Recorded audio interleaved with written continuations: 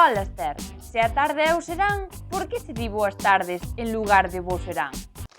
A ver, un momento. Non, a tarde non é o mesmo que o serán. Serán é a última parte da tarde, concretamente desde que empeza a poñerse o sol ata que é de noite. A tarde é máis ampla, máis grande, vai desde o mediodía ata que é de noite. E a tardiña, a atardecida ou atardecer, é a primeira parte do serán, cando empeza a marchar o sol. O saúdo xenérico é boa tarde ou boas tardes, pero non é incorrecto que digas bo serán. Por que non? Que teñas un bo serán, pero recorda, o serán é só ao final da tarde. Nin se che ocorra dicirlle a alguén bo serán xusto despois de xantar, por exemplo.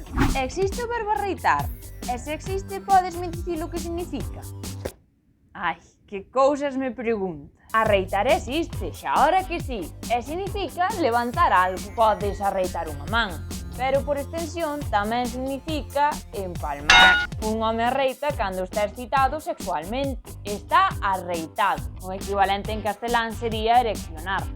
E arreitar tamén significa cando un líquido sae en pequenas cantidades. E ata ouriñar, mexar con forza, pero non é un verbo de uso corrente en galego.